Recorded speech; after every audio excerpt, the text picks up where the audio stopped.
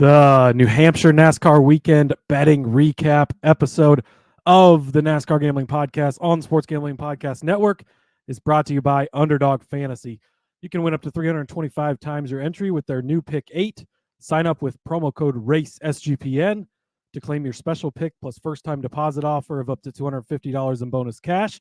UnderdogFantasy.com, promo code RACESGPN. We're also brought to you by Rhythm. Get data-driven props and picks from Rhythm. Claim your free 7-day trial today by going to sportsgamblingpodcast.com/rhythm. That's sportsgamblingpodcast.com/RITHMM. Driver, start your engine!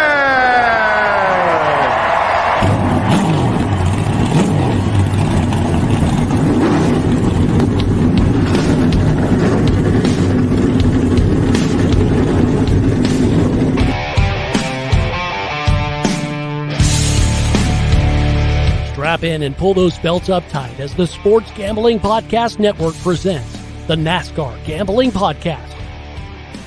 I'll wreck my mom to win a championship. I'll wreck your mom to win a championship. With all the news and the best bets for your NASCAR weekend. It refrains me from not beating the out of you right now because you ask me stupid questions. But since I'm on probation, I suppose that's improper to say as well. If you could talk about racing things, we could talk about racing things. Now, here are your hosts, Rod Villagomez and Cody Zeeb.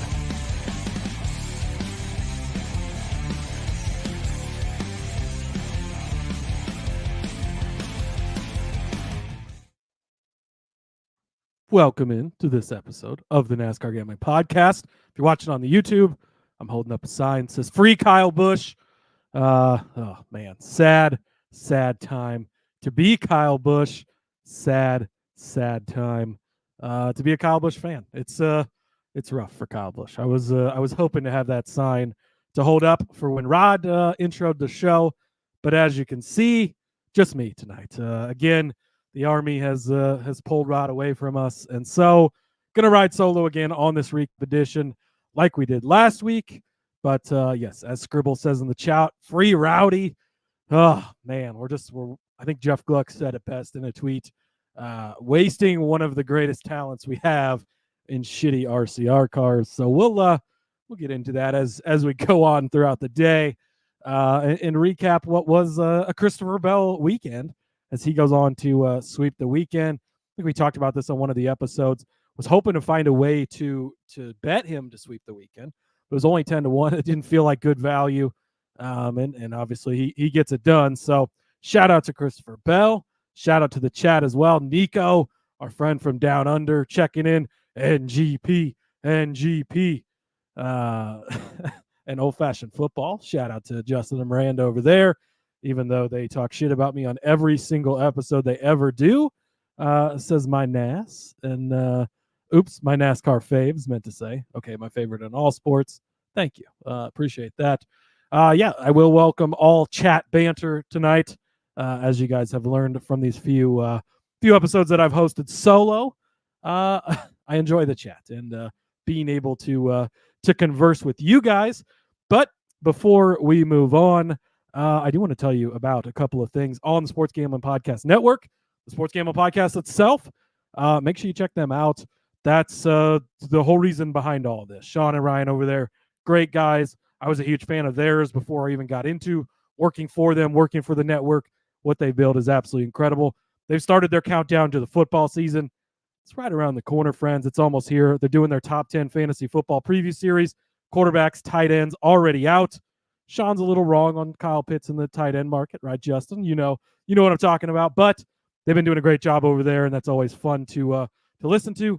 Never too early to listen to the National Football League talk. So make sure you check out the Sports Gambling Podcast. All right, friends. Well, there is, I guess, sort of somewhat news, if you want to call it that. There's going to be a announcement tomorrow from Joe Gibbs Racing on Tuesday. That is, they're going to announce the new driver of the 19 car, who that could possibly be. Nobody has any idea. Okay, obviously, worst kept secret in the garage. That should officially then be Chase Briscoe. It does sound like James Small is going to be part of that announcement. So you would assume they're going to keep him on as the crew chief, which is unfortunate for Chase Briscoe because, in my opinion, Martin Truex Jr. would be a lot better without James Small. But I guess Joe Gibbs disagrees with that. So, yeah, that is going to be their official deal over there. So Old Fashioned Football checking in as well. Have to run at 7 for the CFL podcast. Be there until then. Yeah, so make sure when you're done with this, you do tune over to the CFL Gambling Podcast. Justin, one of the hosts over there, they do a great job. And hey, it's football that you can bet on right now. It's hard to beat that, right? So, okay, let's go ahead. We're just gonna jump right into the recapping of things here.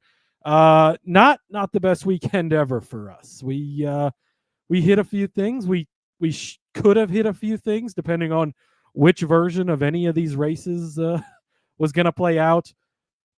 I mean, like, kind of, coming into this, and as far as capping this, how did you cap this weekend? How could you? I guess is kind of the question, because it's like, you start on rain tires in the Xfinity Series race, and then they get off rain tires, they finish the race. The modified race got moved around. Qualifying was canceled for both things. It's like we thought weather would impact the weekend, but then the Cup race, it's like, all right, we got this window. Boom, here we go. Well, then you get to the point where they're racing against the rain, so maybe you handicap for that. Well, then we sit for 2 hours, and they called the Coke 600 or Coke 374.5 after 6 hours. So, well, that's probably what they're going to do here, right? No, then they come back and race. Well, they race the final, 81 laps on rain tires, and then just a complete and utter shit show. I mean, really is the only way to describe that. So had it ended, and we'll get into it more too as I get into the recapping the Cup Series part of stuff. But the fact that, like, guys use strategy to get up front, and then we're allowed to refill with fuel, and not, there was no strategy allowed in the end of the race. It was fun. It was exciting. And I want to say shout out to NASCAR, first of all, that we've ever got this far, right? And Jeff Gluck and Jordan Bianchi talked about this on the teardown. But if you'd have told us a couple of years ago that we'd be racing in the rain at all in NASCAR, like, would have laughed you off and been like, yeah, right. Like, okay, on a road courses, sure, whatever. But on an oval, like, it never seemed even possible. So the fact that we're here is great. And the fact that we've made it this far is awesome. And so, props to them for doing that. Props to them for sticking it out through this race, kind of poking fun at the Coke 600. I get it was late. I get that you don't have the wet weather tires there, and you do here. That obviously makes a difference. It was earlier. Maybe NBC instead of Fox made a difference. Whatever the case may be there. But I do think that props to them for getting this far. And this is a higher speed short track, right? So, and it worked out pretty well. Maybe not for guys like Rowdy, but for a majority of people, it worked out pretty good. So I think that as we kind of continue to move along here, that's a really good sign. And I think that a lot of the industry people are kind of calling for, okay, now we've done it. Let's next time allow strategy to play into this. And I heard that I was listening to a little bit of DBC here earlier. I'm going to finish the whole show, but they were talking about, let these guys, everybody has to start on the wet weather tires once we make that decision, and then let them decide when we go to slicks after that. Because if you think about it, like, Kyle Larson was begging to go back to slicks late in that race. He really wanted the slick tires. Can you imagine when we get to the end of that race, Christopher Bell's on the wet weather tires, Kyle Larson's on the slick tires, and they're battling it out on two different tires, two different strategies, which one can do it better? I think it would have made it a little more exciting. So, but hey, that's how it goes. Old Fashioned Football in the chat as well. Well, we aren't as good at making money as you two. It's been brutal. Unfortunately, we've had a little bit of rough weeks ourselves. JDK checking in. I'm very happy they ran the rest of the race. It was awesome seeing 5 and 6 wide while doing 80 miles an hour. Guys actually having to drive the cars. Now I'm doing involuntary fasting. Yeah, I think that's a great point, right? We did see really, really good racing. Maybe it wasn't great for the bets. I know we had one guy in our Discord that was cashing everything under the sun at the red flag and was devastated that they went back to green. Full Tank with Phil, I know he tweeted out over on the X about Reddick over season-long winners. Going to be happy how this one ends. And then my comment was Morgan Freeman, and it said, but it wasn't it wasn't good for Tyler Reddick over bettors, which I may or may not be one of. Definitely am, but it was great to see, and the bets didn't go our way. I think that this is a good reminder too of, look, when you're betting on this type of stuff, we're not here to and JDK is obviously just joking about fasting. He's responsible. I've had plenty of conversations with him outside of this. So, but in a general sense, like if you're relying on this to feed family or pay your bills, that's when we start to get into where there's a problem. Make sure you're reaching out to your gambling resources. We're not here to give you, not every single bet's going to win, because first of all, that's just not how it goes. We have really good weeks. We have bad weeks. It comes and goes. That's how it is. Sometimes we're absolutely correct on a pick, and then things don't pan out. Sometimes we're absolutely correct fading someone like Christopher Bell in the Xfinity Series race, and then very late in the race, he ends up pulling it out and winning, and that's just how it goes. It's unpredictable. It's called gambling for a reason. Make sure you're doing it responsibly. We're here to have fun. I just want to make sure that reminder's out there, because some people apparently don't understand that, but, that's how it goes. So, all right, let's see. He says that was Shandy, and he had a bigger day because of the Briscoe Top Ford. That's right. Thank you for reminding me.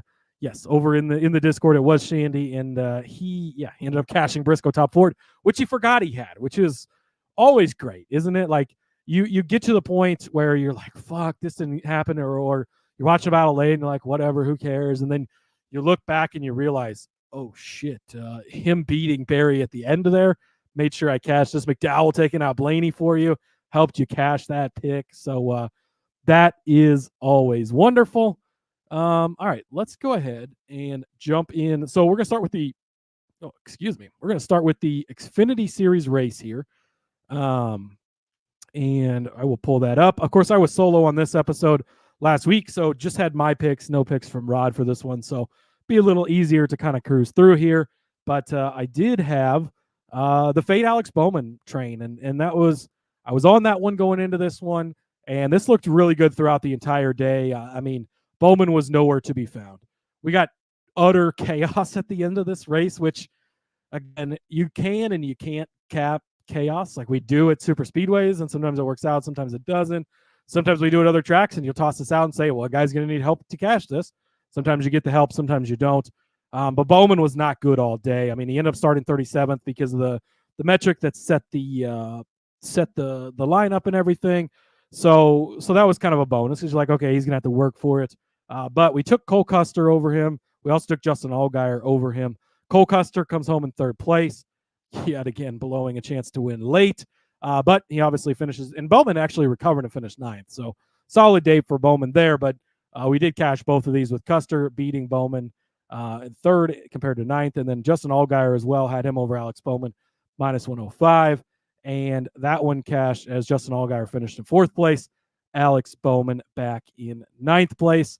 Chandler Smith, top 3 plus 125.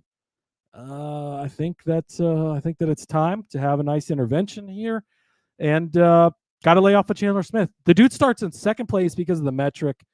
Things were looking good. Okay, going back here. JDK making a good point here.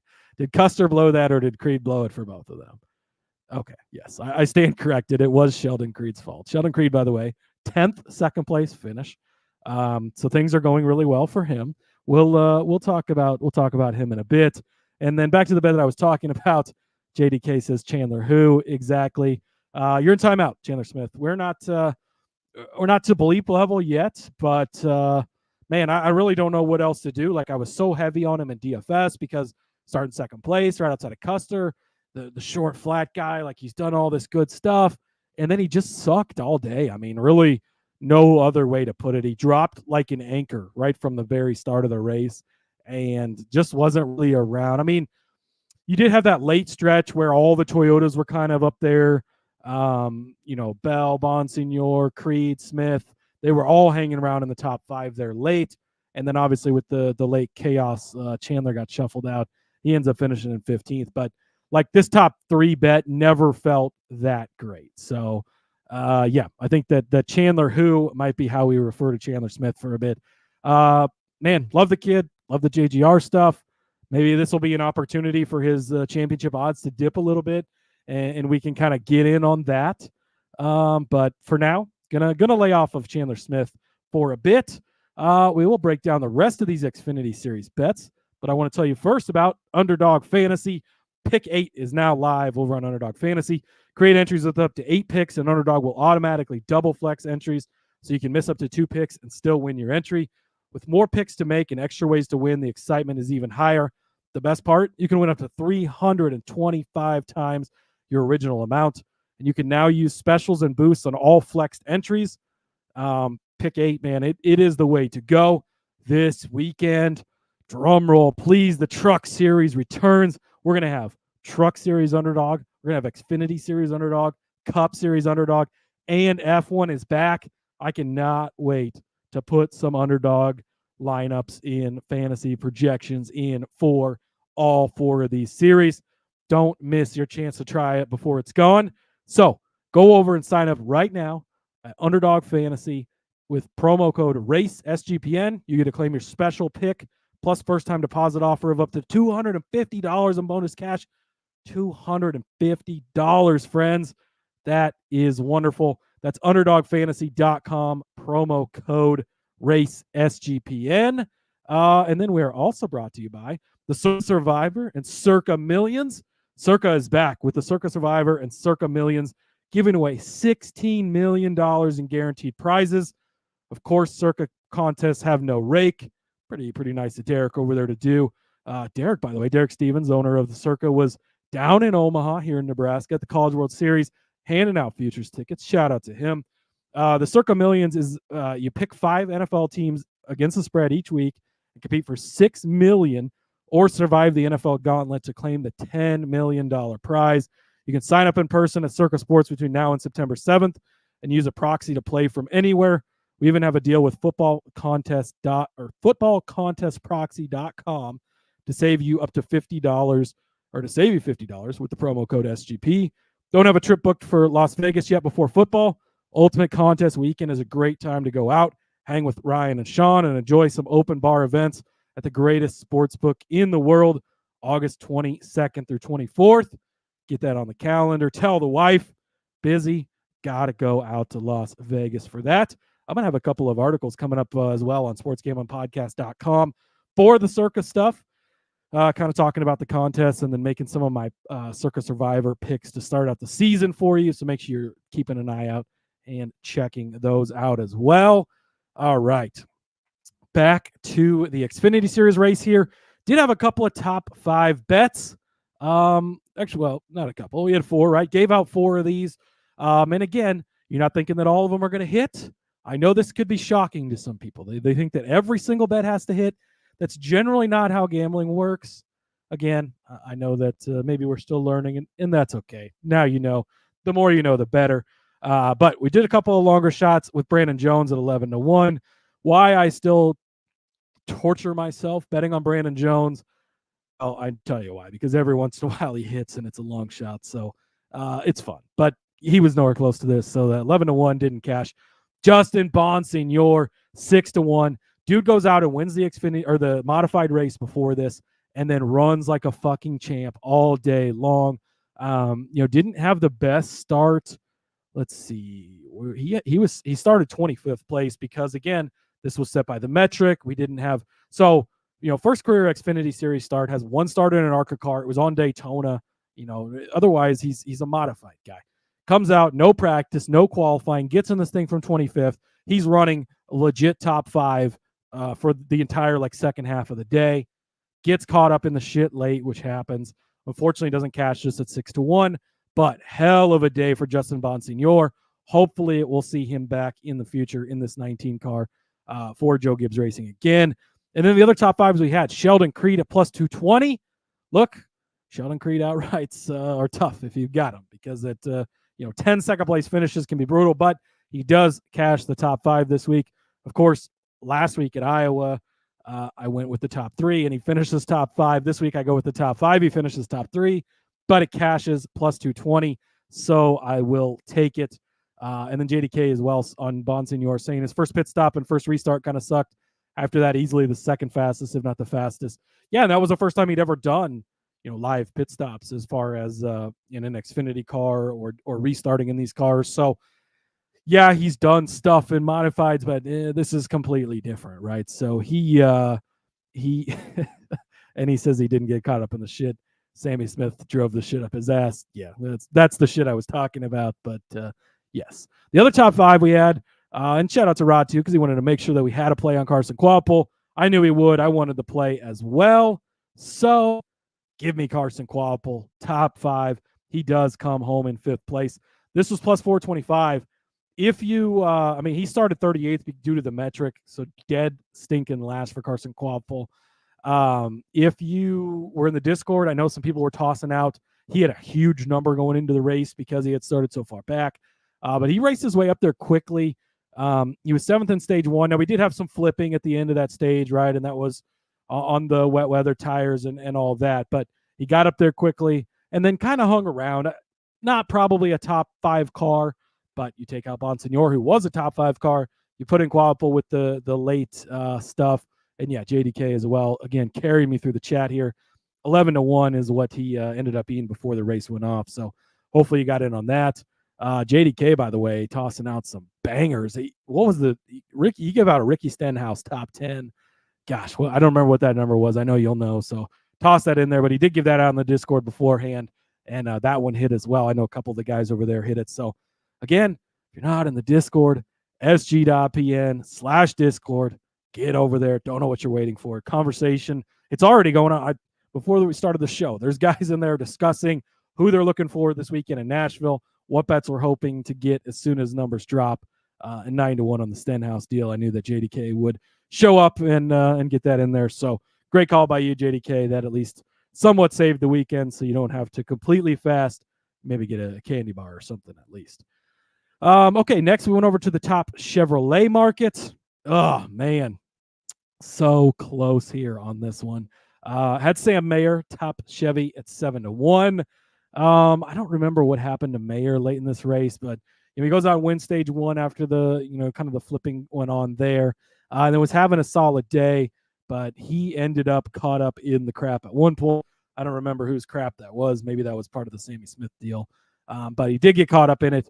So 7-1, again, Sam Mayer, man, it's just week in and week out. If they're going to keep giving these numbers on Sam Mayer, we're going to continue to bet the guy because he is just that good.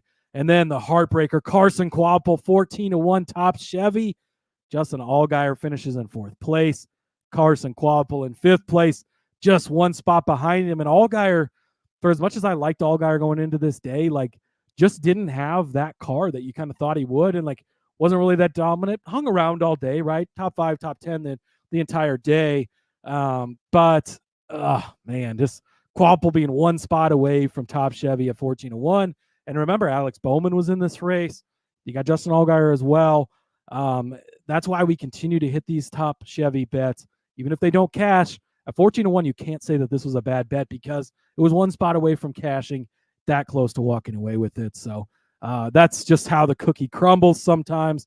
And then over in the outright market, again, didn't want to bet on Christopher Bell at even money, and I think that was still the correct decision because, yes, he was fast at times throughout the day, but he had his own fair share of struggles, back and forth, kind of up there, not. Custer was running away with it late.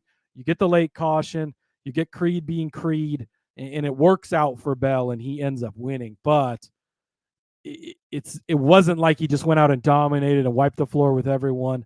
So I think that again, it was the correct decision to not bet him. Allgaier at 8-1 didn't really show up. It was a really good value on a guy who's good on this type of track. He's been good here in the past. I think I would take that bet again. Mayer at 16-1 is just an auto bet every single week. Again, he was up there in the mix. That's just how it goes. Then Riley Herbst at 50-1. That was coming off of the run he had last week, and I don't even remember Riley Herbst being in this race. He did finish in 8th, but I don't really know that. He didn't have stage finishes. 3rd in stage 1, I guess. Again, there was some flipping there. But I don't think he was really ever in contention to win this thing. But, that's just how it goes. So we will wrap up the Xfinity Series race there again. Shout out to Ryan Sieg, by the way. 6th place at the end of the day. again, this dude just survives and gets there. He's currently one spot outside of the playoffs, 31 points behind Sammy Smith, which is a JRM car. That is great for that team there. So shout out to him for continuing to show up and do well. Shout out to Bonsignor for doing well. Carson Quapple, 3 of his 4 races now, he's been inside the top 5. This kid's got a future. Heim runs in 10th place again in that 26 car. We're going to get to see Tyler Reddick in that car this weekend in Nashville. So that should be really exciting and kind of really give us a tell on where that car may be. But before we move over to the Cup Series side of things, I want to tell you about Rhythm. If you're betting player props, then you need to download Rhythm. Rhythm is the go-to sports betting tool that transforms complex data into actionable insights, empowering bettors with smarter, data-driven decisions. Unlike other platforms, Rhythm combines advanced predictive analytics with an initiative user experience, making betting both easy and enjoyable. Rhythm's predictive models were born from the brains of MIT data scientists and quants with over 3 years of data to help drive you to better AI-backed betting decisions. Rhythm projections have been hot for the WNBA and golf. Again, I mentioned it. Football right around the corner, guys. We're almost there. It's like 3 weeks till the Hall of Fame game or something ridiculous. Less than 75 days until week 1 of the NFL. So get on Rhythm. You can claim your 7-day free trial today on the sportsgamblingpodcast.com/rhythm. That's sportsgamblingpodcast.com/RITHMM. All right, let's head over to the Cup Series where, again, Christopher Bell sweeps the weekend, gets it done.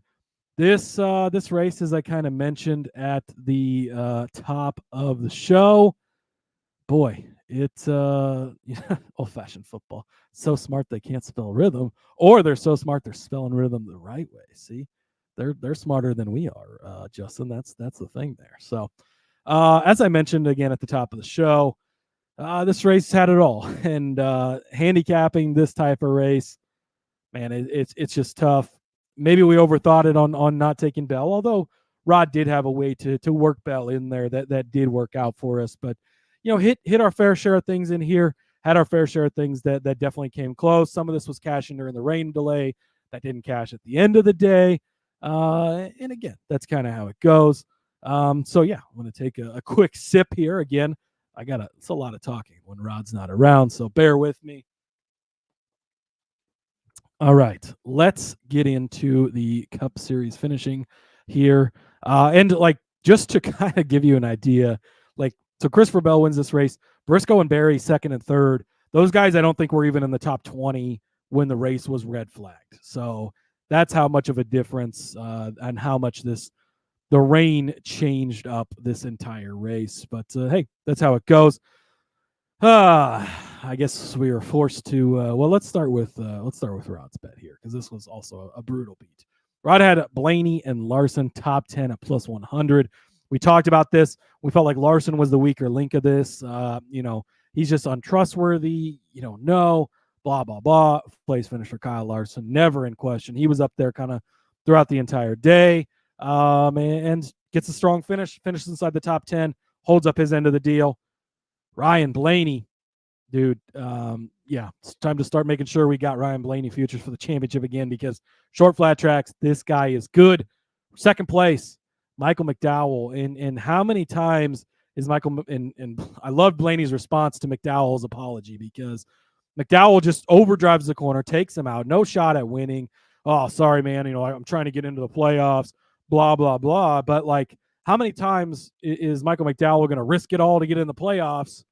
And it never works out. It's always, and Denny said, he called it on the radio. He goes, this is not going to go well. And he thought it would be Bell that he wrecks, but ends up being Blaney. I mean, just an absolute boneheaded move by Michael McDowell, and sucks for this bet, because this should have easily cashed. Blaney had a chance to win that race. Definitely was going to run at least probably 2nd place if he doesn't beat Bell, but doesn't. JDK bet him live right before that restart too, which was probably a great call, because he definitely had a chance to get him. He was the one driver who had something for Bell at the end of that race, and McDowell completely fucked it up. Somebody who had absolutely nothing this week. Was he even, in retrospect, and maybe this was my fault. Brad Keselowski had a Boston Red Sox paint scheme. As a Yankees fan, I should have realized this. I should have not put a lot of money into Brad Keselowski this weekend, because it was a bad decision. He was absolutely horrible. Ryan over at iFantasy Race tweeted out today. He was hoping that they were just trying something because they were so bad. I mean, just like from the start, he started in ninth again, set due to the metric. You're like, okay, we're getting a decent start. He's going to be right up here. And I mean, worldsubmarines.com, like I thought had switched to webuildanchors.com, and they were testing an anchor on the car because it just dropped back so fast. And then Keselowski never really had anything. Now, I will say these two head-to-heads that I took him against was against William Byron and against Ty Gibbs, and neither of these guys had very good days either. Byron finishes in 26th place. So if you tell me going into this race, William Byron's going to finish 26th, and you could take Keselowski over him, man, like that's the dream, right? But Keselowski finishes in 28, so doesn't cash this. And then for Gibbs, Ty Gibbs, 16th place run. That's an okay day, but again, I really thought that Keselowski was going to be inside the top 10. I thought he was going to be in the top 5. I thought he was going to be in contention to win this thing. He goes out in the 4 minutes of practice we had, 7 minutes of practice we had, and was the fastest car. Now, it was on the wet weather tires. It wasn't really a true practice. What can you take from that? But he was looking all right even at the end of this race. He had gotten some track position. Then he got spun out. I don't remember which one that was at the Gregson wreck. I don't remember which one that was that got into him. But unfortunately, just did not pan out. So one that did pan out for Rod was Michael McDowell under 21.5, minus 115. 14th place. No, not 14th place, rather. It's 15th place for Michael McDowell. I got ahead of myself. That's the next bet. Michael McDowell finishes in 15th. Again, all the way up to third there at the end before he wrecks Blaney, and then he obviously suffered a little bit there. But ends up in 15th. Hey, still cashes this one for you, so you'll take it. I had Harrison Burton under 28.5. Might be the only time you ever bet on Harrison Burton. Might be the only time Harrison Burton ever makes you money. But it worked out this time. 14th place for him. Again, he really wasn't running bad throughout the day. Like he was kind of above that 28.5 pretty solidly throughout the day. So felt like that was a pretty good bet to have, and ends up cashing even through the chaos at the end of the day. Beats guys like Denny Hamlin, who fell all the way back to 20th. Even beats Chase Elliott, who keeps his top 20 streak alive by finishing in 18th place. By the way, said that Hendrick wouldn't be very good here. Haven't won here since 2012. Chevy hasn't won here since 2017, maybe, I think, with Kevin Harvick when SHR was with Chevy. But Larson in 4th. And then you got to go all the way to 18th for the next HMS Chevrolet, which I know that Bowman kind of blew up and had some issues there, but kind of the day you expected from them. So at least that prediction worked out, I guess, for us. Bubba Wallace top 10 at plus 220 for Rod. This was looking good until late. Was he going to get in? I don't remember. I don't think he was quite inside the top 10 at the time of that wreck, but he was definitely battling in the area in the range. Gragson gets down on the paint, slips up, spins into him, ruins his day. It's tough for a team like that that's battling for every single point. I mean, you go and you look at the playoff standings. Bubba's the first guy under the cutoff at 13 points to the bad. If he doesn't get in that wreck at the end of the day, with Logano having wrecked out, with Bowman having wrecked out, he's currently sitting inside the playoffs. So, that's how it goes sometimes, unfortunately. But rough day for Bubba Wallace there, unfortunately, and rough day for the top 10 bet. I had Keselowski top 5 at plus 250. Again, this never had any hope. I mean, you needed chaos on top of chaos on top of chaos, and maybe even more chaos. I don't know. Maybe we needed a lightning bolt to take out the first half of the cars. I still don't think he would have been top 5. So that was unfortunate. Again, and then I had him in Group B over Joey, Ty, and Larson. Look, Joey wrecks out, so okay, well, that's good. He beats him there. Ty, not that good, 16th place. Never really ran much better than that throughout the day. So that part was good. Larson's in 4th, which that's the risk you're going to take, because with Larson, it's, he either wins or he finishes last. You're going to get either side of it. That's kind of what you're hoping for there. having known these results, of Joey and Ty going into this, I would have taken this bet again. Keselowski obviously just did not fucking show up in any way, shape, or form, and that was very disappointing. Joey Logano, top 5 for Rod at plus 150. He obviously gets wrecked out of this race, as I just mentioned. He started up in 6th place, was 2nd in stage 1, 3rd in stage 2. He was hanging around up there. He was JDK going back to the Bubba thing. I knew you were going to have comments about Bubba. Wasn't inside the top 20 at the time of that wreck, but he could have been. And if we had a little more chaos and he wasn't the chaos, I don't know. I was trying to find something to hang on to there, but oh well. For Logano top 5, this was, I think, a pretty good call for most of the day. He was running around up in there, and then obviously gets taken out in one of those chaotic wrecks at the end of the thing, and ruins his day. So that's how it goes. Let's see. I wanted to find the running order under the red flag because I had saved that. Okay. So so I had a couple of top 10s here. I had host of our top 10 at plus 900. He was 17th in the red flag, so wouldn't have cashed there. And he ends up being one of the cars that spins late. Was he going to get a top 10? Probably not. But a 9-1, again, you like the shot. Justin motherfucking Haley, 8-1 for a top 10.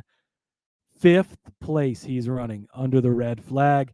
It's over. He's going to cash this ticket for us. Then we go back to green. Doesn't matter. Still running up there. On the very last restart, I think it was even, he was still running up inside of the top 5, like maybe 7th or so, like that. Then like the green flag happened, and then I'm watching the ticker, and it just goes, and Haley falls so fast, and I'm like, God damn it. He falls all the way back to 29th. As Nico pointing out here, Haley had another great run, ends up with nothing to show for it. His form better than his results. On the upside, we should keep getting better odds on him. Boom, you nailed it. That's why we do these recap shows, because this was yet again another great fucking bet. Could have cashed at the end of the red flag. Could have cashed even after they went back and the rain tires and everything. Justin Haley is wheeling the shit out of this Rick Ware Racing car. 2 things I never thought I would say. Justin Haley wheeling the shit out of something, and a Rick Ware car of all things. So, man, he's going to be a guy that we're going to continue to keep targeting. And this was a great call. It didn't pan out. Sometimes you're on the bad side of things. Sometimes you're on the good side of things. Chase Briscoe top 10 is the other end of that same token, right? He was not a top 10 car all day. Didn't deserve to be in the top 10. Wasn't going to cash this. End of the day, ends up coming home in 2nd place to his new teammate, potentially new teammate, reported by Christopher Bell, new teammate, and Christopher Bell, plus 350 for the top 10. So again, this was one that really we didn't deserve to hit this one. But sometimes you're on the losing end with Haley. Sometimes you're on the winning end with Briscoe. I would have rather have been flipped and got the 8-1, but I will take the plus 350 because, hey, that's how it goes. Rod had the winning car number at 10-19 at plus 120. I don't know. I mean, Christopher Bell obviously ends up winning this. Chase Briscoe in 2nd would have cashed this. Busher in 5th would have cashed this. Truex, man, I don't know. He had his flashes, but was he ever going to win this race? Was Denny Hamlin won stage 2. He was kind of up there throughout the day. Once they got on the rain tires, Hamlin was just horrible, fell back. So again, which part of which race were we capping for? You knew that Bell was going to be the one that probably ruined this for you. But it was a bet on going against Bell. So that's how it goes.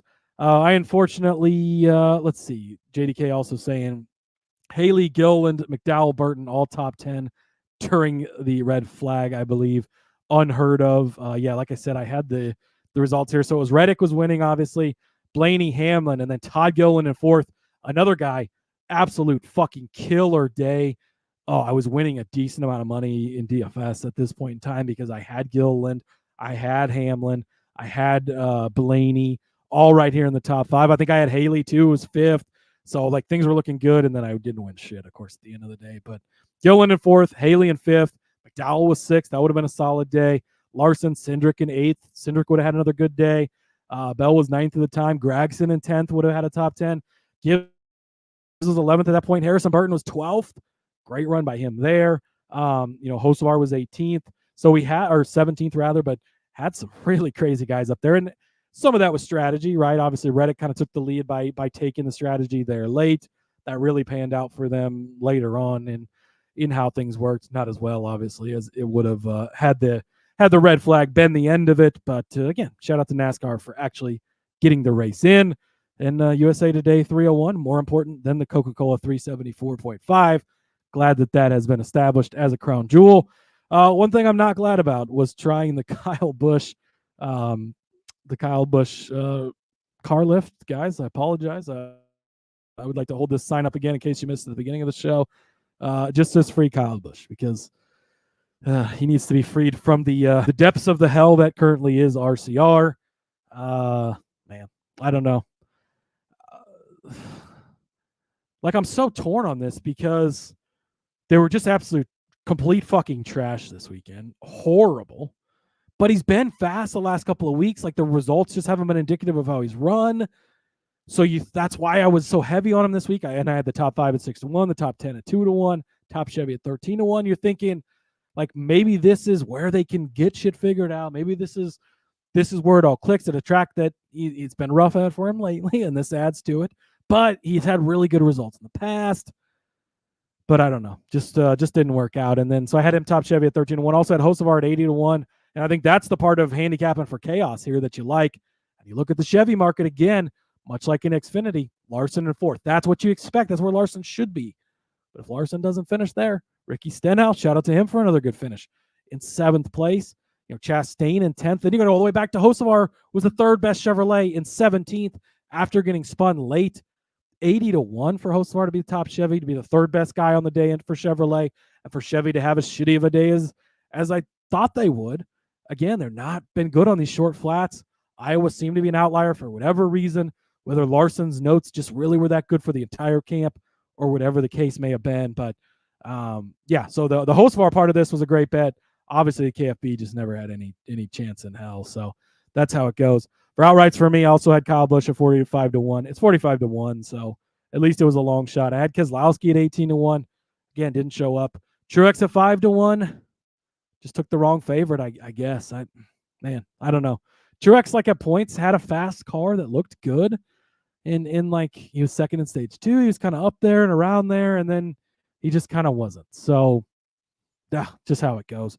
Rod had Christopher Bell or Kyle Larson to win this thing. Plus 220. Great call by Rod. Christopher Bell sweeps the weekend. 4 for 4 in Xfinity, winning there. He's now won, is that 2 or 3 Cup Series races? I think that's a second Cup Series win there, but he should have won the one a couple of years ago that Almirola won. Bell was running Almirola down. They decided late in the race, we're going to shorten it by 20 laps. Almirola holds on to win, and if we'd had those 20 laps, Bell would have won, but they're getting too close to darkness or whatever. So Christopher Bell just really fucking good in New Hampshire. Don't overthink it, I guess. There's a fantasy league that I'm in. Shout out to the Heart in the Wall Fantasy League.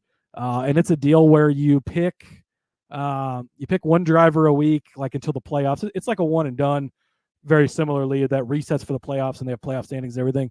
And there's a money pot weekly. And if you're the only person who picks the winner, you can win the money pot.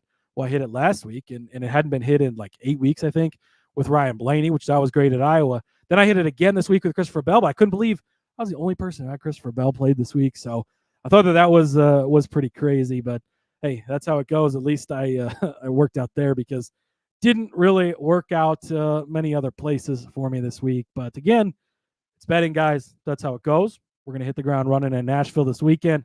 Try to do it all over. Hopefully you listen to the F1 Gambling Podcast. Spoiler alert, we did miss a few bets over there, but we also hit some bets that were very nice.